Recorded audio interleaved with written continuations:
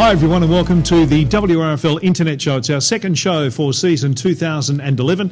I'm Kevin Hillier, with me is Steve Tom. We're coming to you tonight from the Werribee Football Club from Avalon Airport Oval. Now we were hoping that there would be two matches being played out there on the on Avalon Airport Oval tonight for our Wrfl Interleague. Unfortunately, due to the weather and some ground things, the decision was made not to play the games tonight. They'll be rescheduled. All the details of that will be up on the website. They are playing games right across the Queen's Birthday weekend, which we're leading up to. Today's the Tuesday before the Queen's Birthday weekend, so you know exactly when we recorded this program. Coming up on the show, huge lineup of guests, but it's a pity we're not watching the young blokes run around because we want to get some footage of them and show it to you on the TV show, but hopefully we can do that for a show in the future. But coming up on the show, Tomsy, yes, we have got on the way Tim Shelcott, who of course is the Football Operations and Club Development Officer from the Wrfl. He'll talk to us about the Interleague program. We've got Timmy Jenkins, the reigning medalist, the Barry Priest medalist, and what a ripping little player he is. And also having a very good season in 2011 so far. Isn't he just an excitement machine? He is beautiful to watch. He is a great footballer, and you know we hope, like obviously St Albans want him there for a few more years, and so does this competition. But I think Tim's good enough to take a next step up next year. He's got pace, he's got skill, he's got big ticker, and he's as tough as any bloke running around the competition. And he plays fantastic. We saw him a few weeks ago when we watched St Albans. Justin Moran, the senior coach of the Laverton Magpies, will join us. There's a side on the rise. They were very impressive. We watched them last Saturday, as you said. They were leading into the Queen's Birthday weekend, and very impressive. Their second half of football, and he's doing a great job. Justin Moran down there had to change a few things, the culture around a little bit down at Laverton Magpies, but they're on the right track. Yep. Scotty Vanstone from the Wrfl Umpires will join us, and also from one of our great partners of the Wrfl, from the Tracy Group, Matt Luttrell will be on the program. That's what's coming up, plus these two bullheads and plenty more. This is the Wrfl Internet TV show. Thanks for joining us.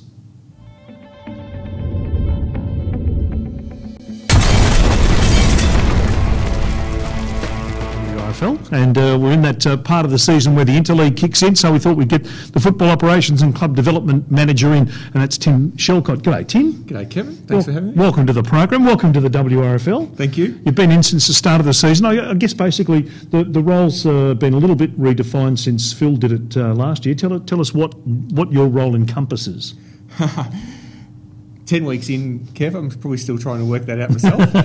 Fair enough. Broadly, looking at, I suppose, assisting Dave Newton in football operations, mainly in the junior area, and also club development, so trying to put in some processes and assistance to the clubs that may be struggling a little bit, and also trying to, I guess, grow our junior competition, because you know, we're sitting here at the Werribee Footy Club at the moment, and it's a huge growth area, and we'd like to get more junior clubs up and running.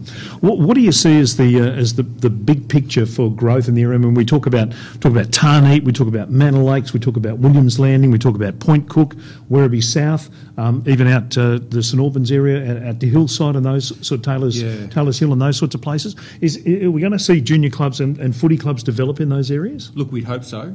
There's a couple of prime areas at the moment, and you mentioned a couple of them. Point Cook is one, where the council's doing some work in building some grounds there, and certainly with the size of the Point Cook Footy Club at the moment and the kids that are doing Auskick down there, there's certainly some really big opportunities to have another junior club there.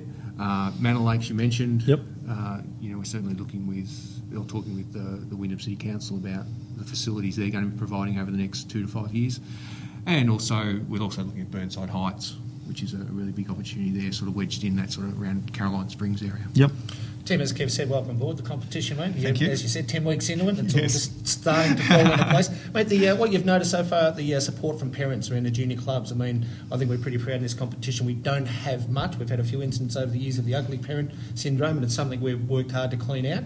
Have you found that the support from parents, you know, throughout the clubs and even towards yourself as in your position, has been good? Supportive? It has. Look, I've been really surprised in a way. I haven't been involved, particularly in junior football, really ever, and so I've been out and about a little bit over the first few rounds, and you know, watching some junior footy and just seeing how the sort of whole thing hangs together and how the people actually react.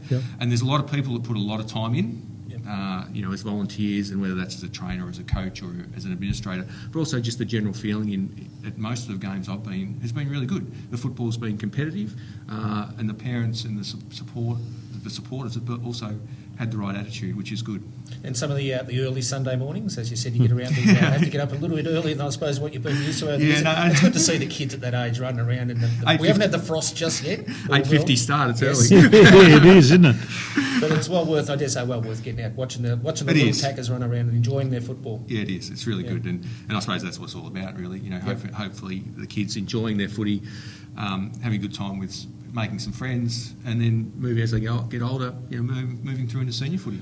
Now, we were hoping tonight, pardon me, to be able to be filming the interleague games out here at the Avalon Airport Oval, but unfortunately, you've got to look at our three bunce heads because we had to call them off because of the weather and obviously cutting up the ground and doing conditions. But take us through how the interleague is going this year. The interleague has been one of my, I suppose, major projects since I started with the WRFL. It's soaked up a lot of time, actually, which in a way surprised me a little bit. But we've got 8 teams across 6 different age groups. Under 12s, 13s, 14s, 15s, 16s and 18s. We've had the under 14s and 15s play round 1 of the Victorian Metropolitan Championships last Wednesday night. Yep. And we had 2 wins and 2 losses in those age groups. And we've got a big weekend ahead. We've got interleague at Deer Park on Friday night, and then we've got Saturday at Wrfl, Sunday at Diggers Rest, and then Monday back at Parkside Footy Club. Yep. So we go Friday night, Saturday, Sunday, Monday, which just about clears the decks of interleague. Have you been happy with the way the clubs have embraced interleague? Yeah, I have. I think certainly there's some improvements that I think can be made next year, and that's how we deal with the clubs in getting nominations, and then how the squads are selected. But overall, look, it's been really good, and I think we're going to have some good teams play over the next few days. Okay, beautiful. It is a proud moment, isn't it, for the kids to represent their competition. But also, I've got to say, Tim, and you touch on this, the ones that don't make the squads, the ones that just do the training but just miss out, doesn't mean that's the end of their football career from any of the age, right up to the under 18 interleague. Yeah, look, we try and encourage the children, that particularly in the younger age groups, who do train and then don't make that final list, to encourage them to say, look, you're 12 years old or 13 years old, you're going to have plenty of opportunity to play some interleague footy in the next few years. But I guess when you're our age, 12 months doesn't seem very long, but when you're 12 years old, next year is a long way away. But I've been really, really happy with some of the feedback I've got actually from parents whose children who actually haven't made the squads, and then have come back and said, look, can you thank the coach who trained my child, because the experience was really good, and the kid feels as though he's got some benefit out of it, and that's what we're looking to do as well. It's great for kids to play in league footy, but we also look to try and have a good experience for those kids who train but don't make the final squads. And when interleague's finished, the next big thing is the junior finals. Yes, we've already had a meeting about junior finals planning, so we'll be right into that. So just one thing rolls into another. Yeah. Well, mate, it's fantastic to have you at the WRFL. Your background obviously is in football at actually at a higher level than this. It is, yeah. I've spent the last 2 years, or the 2 years before joining the WRFL, as footy operations manager at the Casey Scorpions, so one of the VFL clubs. Yep. So I totally, you missed Fev. Well, I do tell the Fev experience. I do tell the story that my last week was Fev's first week at Casey. Okay. So it was a really interesting week, and you sort of get a bit of a snapshot of how somebody like that lives his life, because I was getting phone calls from media at 6 o'clock in the morning wanting to comment, and it was really it was sort of funny, because you just think, well, poor old Fev, that's what he deals with all the time. So I did get a touch of the Fev, so to speak. A little bit. Well, you won't be the first or last to have that. Yes. Thanks for being on the program. We appreciate it. Pleasure. And we'll probably get you back around junior finals time. Great. Have a chat. Thanks, Kev. All right, plenty more to come on the WRFL Internet TV show after this.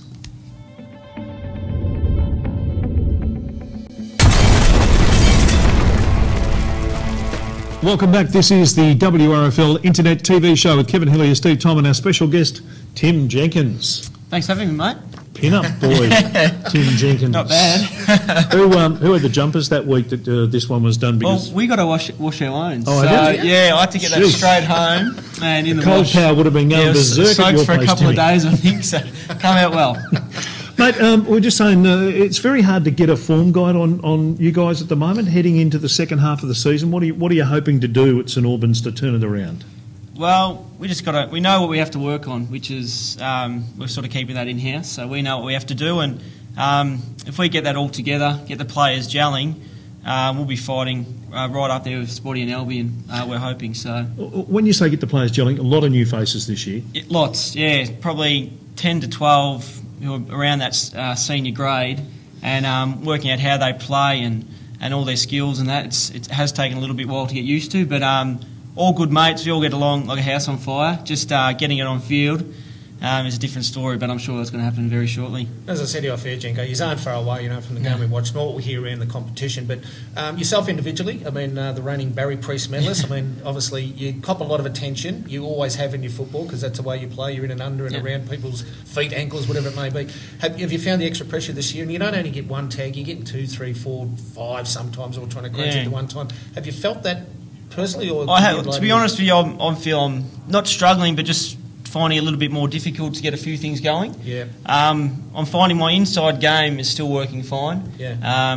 Because you always got the bodies there. It's just the outside game where I'm probably finding it a little more difficult because not as much space. Yeah, not as much space, and probably last year you got away with people not paying you as much attention. You might have a tagger who pays you attention, but now you're sort of getting attention from other players off the ball, and they're blocking your space and blocking your run. So I'm working on a few things, and Ian's helping with that. He lets me know and that sort of stuff. So yeah, just trying to work on that stuff. I got down tonight and before the boys trained because I had to come here and did a few little things. So yeah, just working away, and hopefully the week off now will get me going good for the second half of the year. Mate, look, fair to say, and I'm not putting too much pressure on you, you're a Premier Rover on ball. I was going to say,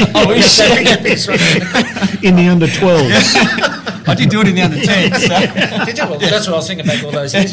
The Premier on-baller in the competition, Chris O'Keefe, is 2 or 3 years really at a high standard. Yeah. Have you set yourself still any goals, a flicker, a hope to play at a higher standard, VFL, or even go a little bit further? I mean, you're still young. I am, and I sort of had an opportunity early this year to consider it, and I did consider it. Yeah. But I graduated from uni last year, and I just started teaching this year, and I wasn't sure what my commitments were going to be around that, and I didn't want to commit to something if I wasn't going to be able to give it my all. Yeah.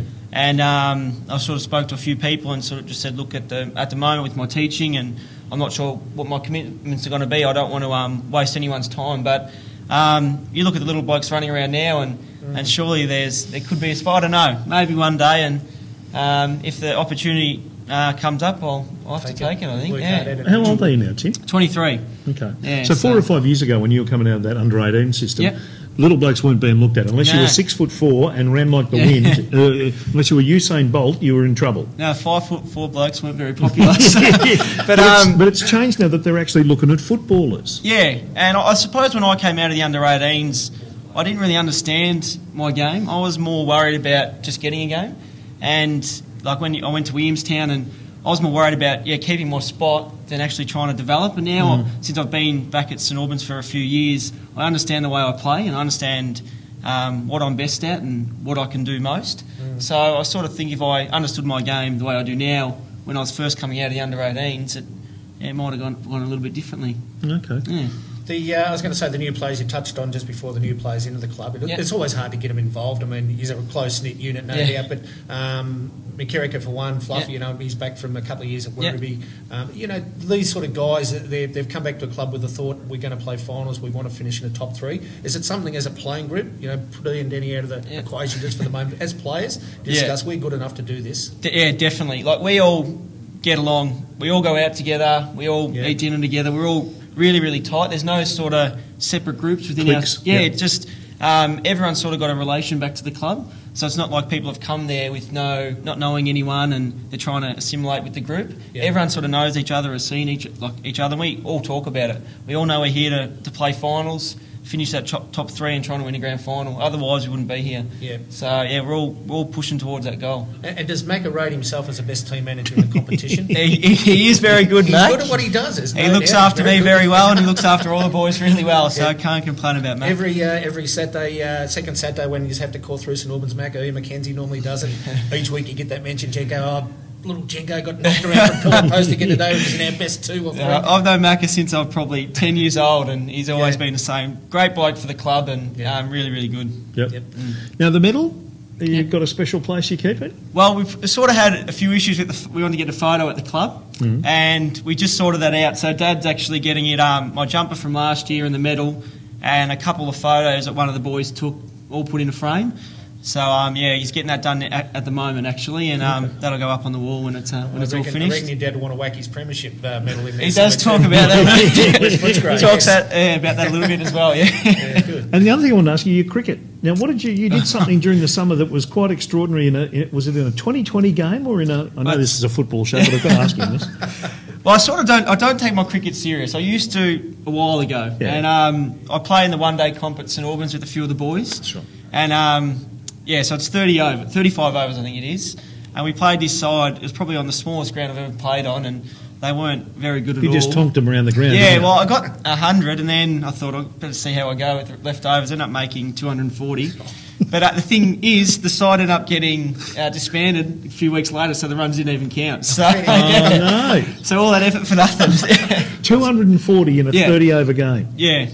Wasn't bad. Did go out as Classic well. underachieving. No, I did go out. You did? Yeah, the average. Goodness That's good. Mate, we want to wish you the best of luck for the rest of the season. St Albans, you've got it there to do, and you're a good little footy side. You just got to put 4 quarters together and keep it going week after week after week. We will do. And I reckon you're downplaying your own form a bit too. No. I'll be right, though. Second half is looking good. Right. No doubt. Good on you, Tim. Thanks for joining us. Tim Jenkins there, the reigning Barry Priest medalist on the Wrfl Internet TV show.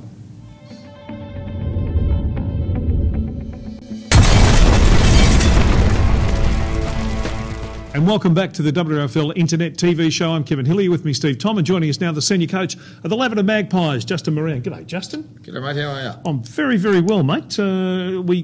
This is leading into the Queen's birthday weekend. We're recording this at the Werribee Football Club, and we had you blokes as our match of the day against Wrfl on the weekend, and saw some very encouraging and very good football from your boys. Yeah, look, we've slowly been piecing the puzzle together for where we want to be, and the guys are starting to sort of really get that belief in their ability and where we want to head. And I think the most pleasing aspect is they're actually owning and understanding where it is we want to go, what they can do and what they're capable of. So, I mean, take Deer Park out of the equation, and the guys genuinely believe they can beat every side in the competition, which is, as a coach, very pleasing to have from your playing group. So, mate, in the short time you've been at the club, the change in the Lavender Magpies Football Club, both on and off the field, is remarkable, to be honest. Mm-hmm. Yeah, and I mean, you've been at the helm of that. I know you've got other people around you. You've come up with a 5-year plan for what you want to do. I mean, Deer Park did the same thing 3 years ago, Tomsey. Yeah.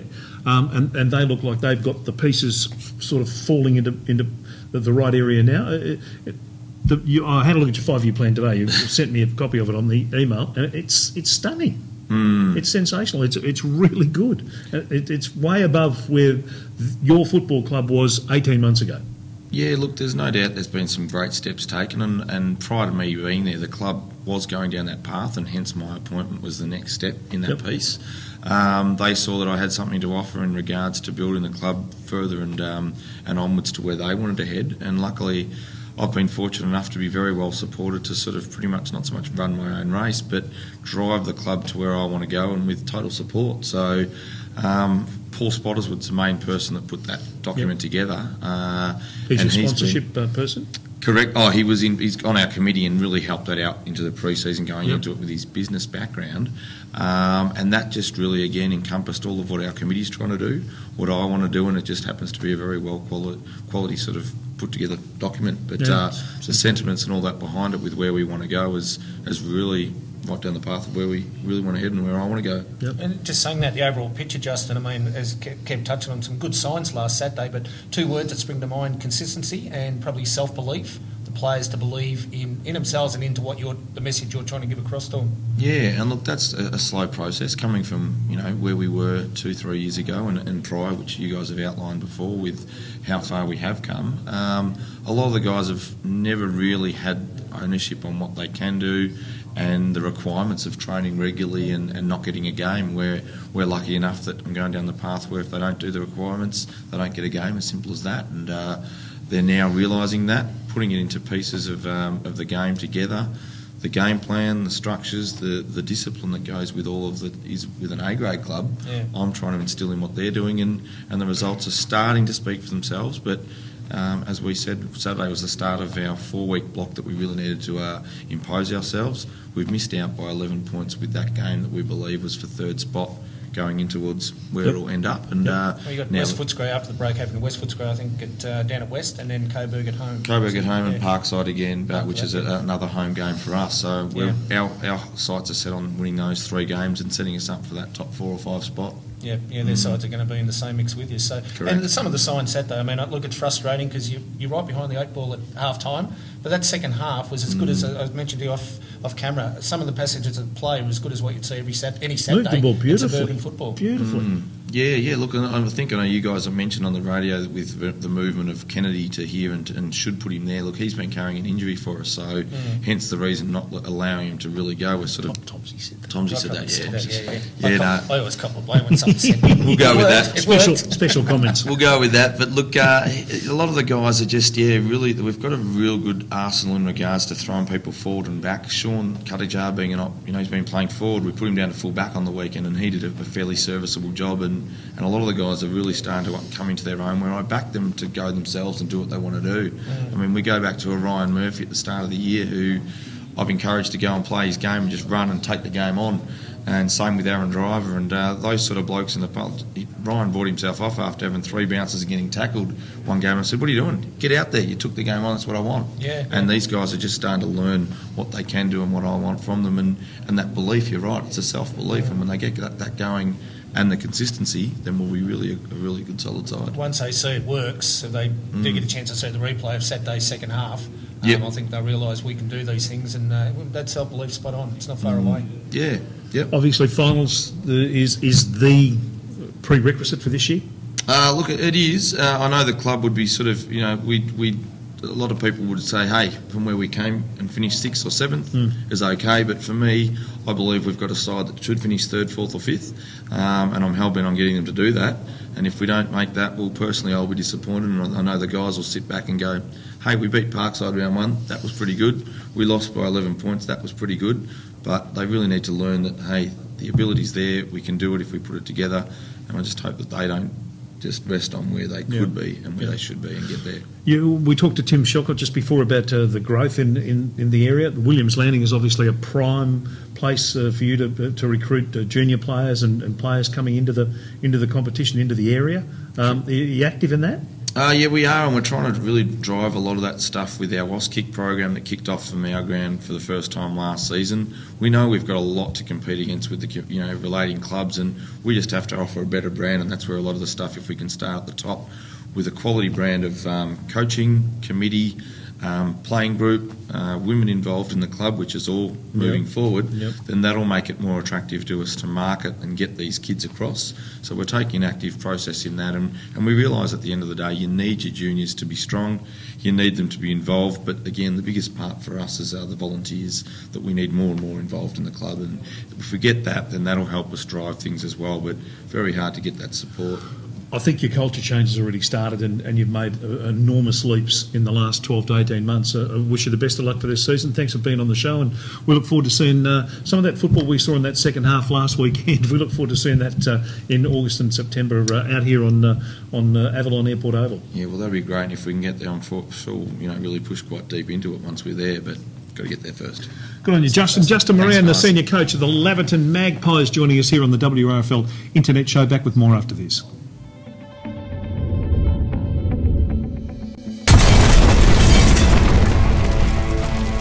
Welcome back to the WRFL Internet TV Show. I'm Kevin Hillier, with me Steve Tom, and joining us now from the WRFL umpires is Scott Vanstone. G'day, Scott. Thanks, Kev. Thanks for having me. Yeah, no, our pleasure to have you, mate. Tell us about your journey getting into umpiring. What got you started, and why did you find it the path you wanted to take? Well, I finished playing footy when I was about 14, and I still wanted to be a part of it. So 2 years later, I got into it, umpiring WRFL as a boundary umpire.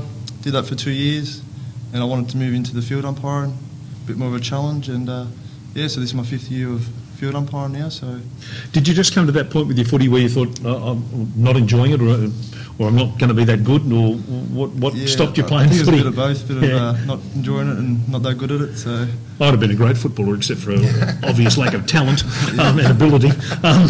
And how did you get into umpiring? I mean, was your mates down there, or? Yeah, I had a mate that played footy with me, and his dad, they were umpiring it. They talked him into it, so yeah, I gave it a crack, and I loved it, so stayed with it. Okay. Now, Scott's been a big change in numbers from last year to this year.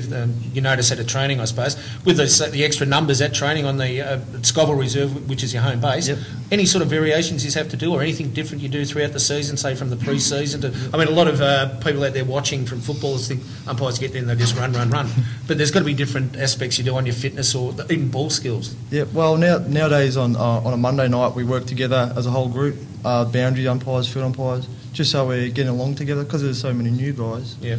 Once on a Saturday you don't know them, so then now we're gelling together better.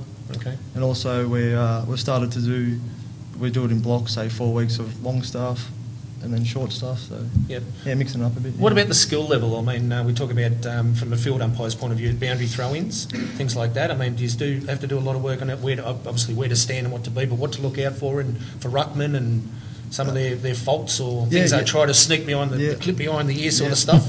Yeah, that's what that's no, it doesn't happen. on a skills session night on a Monday night. Yep. The coaches, that's one of the things that we always look at. Yep. But also your mates helping other mates out. You know, you're helping out your other umpire and stuff like that. Yeah. Communication would have to be a big thing as well. I mean, eye contact, communication. I know where you know where to stand, where to run as umpires, but sometimes you're going to have to contact or communicate with your other umpire 50 metres, 60 metres away. Yeah, that's right. Yeah, so it's just little hand signals and clear, loud. Always using the same name. So if you're using nicknames, that you might be saying calling out to a player. Yeah. So you're always using the same name, loud, but you speak with that before the game. Yep. So that before the game they'll know what's going on. Do you ever mess it up one week and say Timmy Jenkins, for example, go well done Tom, or well geez, and know yourself, I've got his name wrong, but it doesn't matter. I mean, he might give me a filthy look or something. Mate, listen, my name's Jenko, not Tom. Do you ever get that? Yeah, I do sometimes, but that happens. I mean, that's a natural thing. It always happens. You can't know them all. No, you can't know them all, but you try to put the face to a name, but no, you can't do it all the time. No. Fair enough. So where do you want to take your umpiring, Scott? What are you hopeful of doing? How old are you now? Well, I'm 20 now. Right. I'm hoping to go on to the VFL, and then on from there. So. One of the things that we have seen and happened a hell of a lot in the last 5 to 6 years is the progression of WRFL umpires into the VFL and into the AFL. Yeah, it's been really good. And some of those boys come back down, so no, it's been awesome. Like Brett Ritchie's just gone into AFL, and he was with us, and so it's really good to see. And they do one of the things that you guys do very well, the umpiring in the WRFLs. You get them back to your functions, and they talk to you guys about what they're going through and how they handle it and what you need to do to take that next step. Yeah, they do. Yeah, and they're always open to you can always question them, you can always email them, call them. And they always give you a good answer, and they'll always help you out. They'll even sometimes watch your games, and they can tell you what you're doing wrong, what you need to work on. Well, we see players every week, we see umpires every week. Do you get a weekly evaluation of what you need to improve from each game? You might have missed this free kick here, or we're overzealous with this free kick here. Do you get that kind of feedback from within the umpiring fraternity? Yeah. When you're watched about every 2 weeks. There's only about a few coaches that got to get around. So when you're watched, they tell you what you've got to work on, what your good things are, and what you've got to work on as well. Okay. Just I was going to say, Scott, on a lighter side, I mean, obviously great facilities. We touch on this all the time over at Scoville Reserve, where you've got your own rooms, your own ground, the whole lot as umpires. When you have a good day, you get back there and Shane Carlin said, listen, I'm going to shout you a soft drink or a beer or whatever. I'm sure he's quick to put his hand in his pocket and shout you a drink. Yeah, no, he's very good, Shane. He's a very good bloke, Shane. Yeah. He's a good bloke, doing a good job. And the girls that are coming through, I mean, we're seeing more and more each week. With the Machete girls have been around for a while, but there's a number of them now that are umpiring, mostly goal and boundary. There's not a lot of field umpires with the females at the moment, but that's obviously will come as time goes. But the social aspect of what you guys have got going down there at Scoville too is pretty good. Yeah, that's how they start. As you said, the Machete girls are there, and I think they're bringing their girlfriends down, and they're bringing their girlfriends down. So it's good that girls are in all aspects of footy, not just playing, but they're umpiring as well. Yep, absolutely. Mate, good luck for the rest of the season. Hopefully some finals for you this year. Yeah, hopefully, yeah. Well, keep blowing the whistle at the right time and you'll be right. Yeah, that's it. Any information you can give us on the votes? No, I was only doing Scotty Vanstone joining us here from the WRFL Umpires, back with more in just a tick.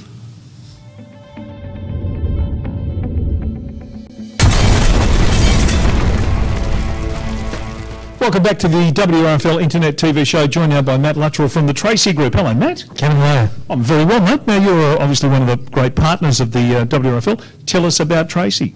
Sure. Tracy, look, we're a family-run organisation. We've been around for 25 years, established in regional Victoria. What we do is we specialise in recruitment. So we've got 14 sites, 14 permanent sites now in Victoria, 5 of which are established in the western suburbs of Melbourne. So we've got Sunshine, Water Gardens, Melton, Werribee and Newport. So how does it work for anyone watching this show right now who needs a job or needs someone to fill a job? Yeah, sure. Look, we've got 3 divisions of our organisation. So we've got Tracy the Placement People. Tracy the Placement People are recruitment specialists where we can provide a free service for any employers out there.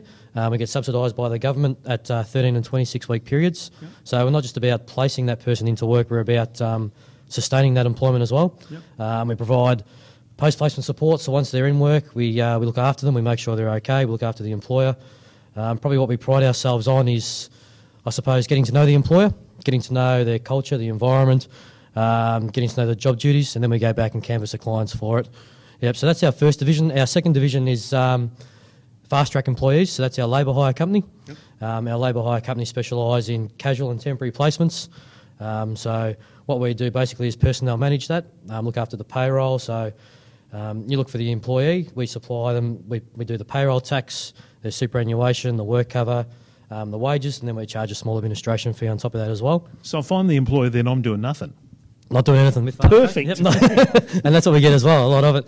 The third division is the ICP, Educational Institute. So what we do is we have accredited training there, Certificate 1 through to Certificate 4 levels, and then we've got responsible service of alcohol, safe food handlers, construction induction cards, first aid, you name it. So if employers are looking for training on the job, so they're current employees, we can provide that for them. Otherwise, we upskill our candidates as well.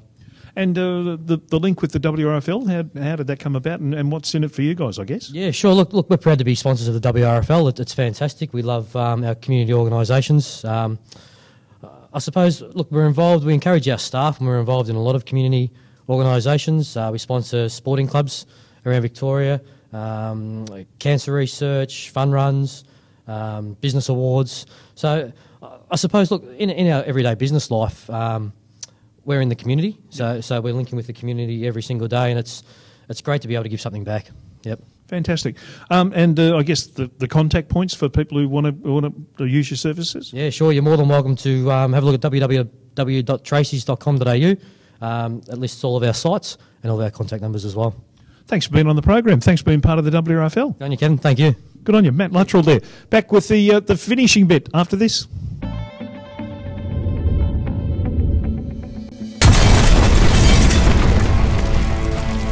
Welcome back to the WRFL Internet TV show with Kevin Hillier and Steve Tom. Tomsy, as we finish this second edition of the program here from the Werribee Footy Club, just before the Queen's birthday weekend, your highlights, the things that have stood out to you. One thing that after last weekend that I'm just wrapped to the back teeth about is having the Wrfl Oval back in this competition.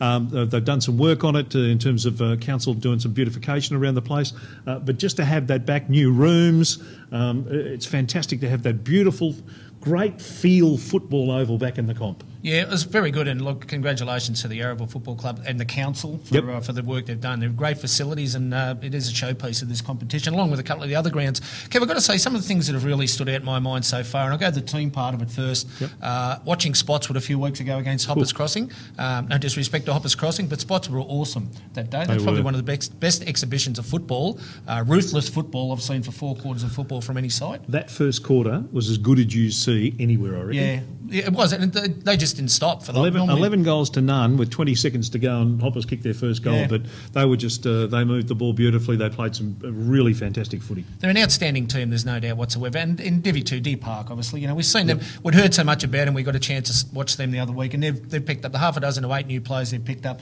a very, very good players, and you know they're the 2 teams that are sitting on top, undefeated in both Division 1 and Division 2. But they're one of the other clubs that I'm impressed with. North Footscray, we got to watch them, I think, about round 3 3 or 4. They come up from Division 2, and I know it'd be great to win a few more games, get a few more under your belt. But they're a good young team that Dave Battistella's got down there that I think that are going to progress as the year's gone on in the second half. They've had a chance to see every team in the competition. Yep. I think, I was impressed with them that day, the win they had against Sunshine Heights. It was round 2 it was, sorry. I was very impressed with them. So they're a team that I think are going to be up and about for the future in, the second half of 2011. The good players, again, obviously Tim Jenkins, who we spoke to on this program just prior. Quality. Chrissy O'Keefe, Jimmy Kondos down in Division 2, Day that's playing for Deer Park. Baker from Yarraville. Baker from Is Yarraville. he a quality player? Oh, yeah, some absolute class. Division 1 and Division 2. Mainsbridge at Parkside? Well, he's that game against West Footscray 4 or 5 weeks ago. He's I think the second quarter was absolutely outstanding. Kicked a couple, but give another 2 or 3 away. Kane Mainsbridge down that day. So we've got some quality players that have been around for a little while, the ones that I've mentioned, even though Jenkins and Mainsbridge are still, Kane's been around for a little while, but I talk about the kids too that have come through. I think the quality of younger players that are only 16, 17-year-olds that are playing senior football at the moment is absolutely brilliant. Young Clicks is one that comes to mind from Deer Park. Yeah, he's good. He's very good. He is very good. And young Josh Bench, the other one from Albion. They're both boys. They're babies. They're 16, 17-year-olds. Yep. They are quality kids, and we want them in this competition and the clubs, but let's encourage these kids to hopefully go the next step and further up. Todd Finko's another one who's a premiership player now at Albion, and he continues to play great footy. And then you've got the old warriors like Brad Julia, who's still playing fantastic footy around the place. Jason Cloak, who's made an impact. Simon Wiggins, who's made an impact. Yes. Henneman, who's made an impact at St Albans. So there's a lot to like about footy in 2011 in the WRFL. I want to thank our guests who appeared with us on the show today. Tim Shelcott, Timmy Jenkins, Justin Moran, Scott Vanstone and Matt Blattrell from the Tracy Group. Thanks to the Werribee Football Club for their hospitality letting us record the show here. And we'll be back on the web at some stage very soon with a new edition of the WRFL Interleague, the WRFL Internet Football Show. From Steve, Tom and myself, see you soon.